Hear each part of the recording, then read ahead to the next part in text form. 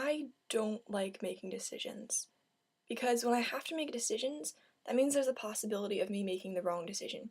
And then afterwards, I always feel bad. When I feel like I don't have choices, or that the things I have to do are laid out right before me, then it's a lot easier to trust. And you can just say, yes, God will get me through this, and it will all come out right in the end.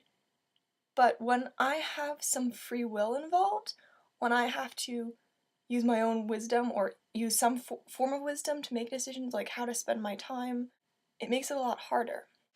I have been discussing this book, The Problem of Pain, in my C.S. Lewis Society, which has been really good. And a couple of weeks ago, Thursday, I asked a question about resting in God's mercy.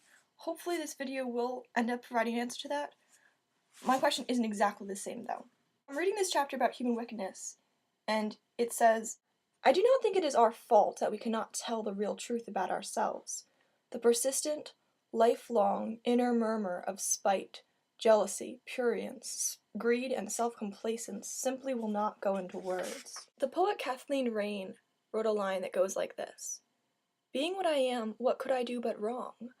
But love can bring to heart healing, to chaos meaning. There's this sense of just a persistent sin in everything. If you look out for it, then it's really easy to be stung by shame and to just go through life feeling remorseful over all the things you've done wrong.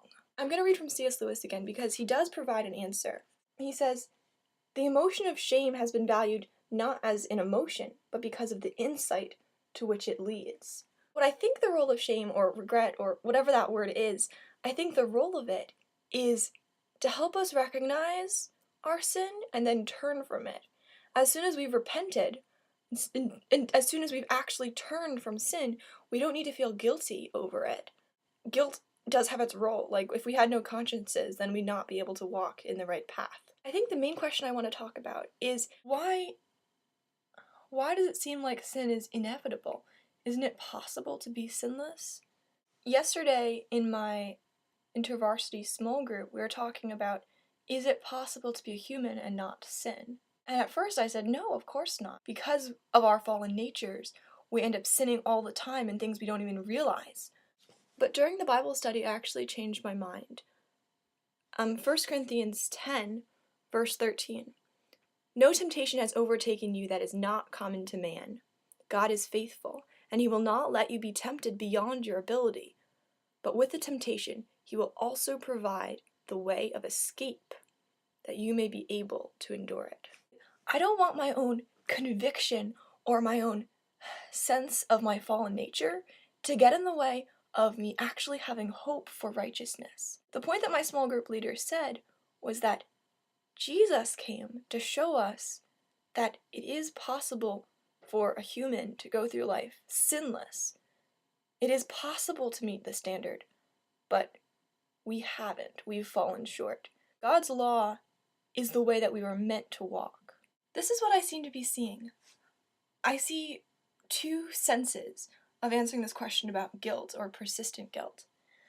In the first sense, because we are fallen humans, we have this sense of death, this powerlessness to do right.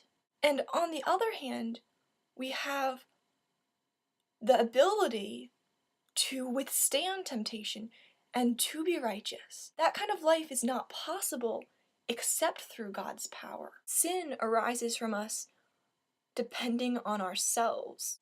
I said earlier that I hate making decisions because there's a danger in freedom.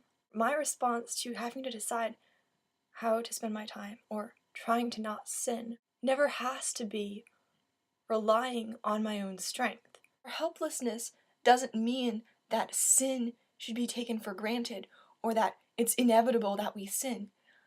Instead, knowing that on our own we can't help sinning should send us running to ask for God's help, drive us to fear God,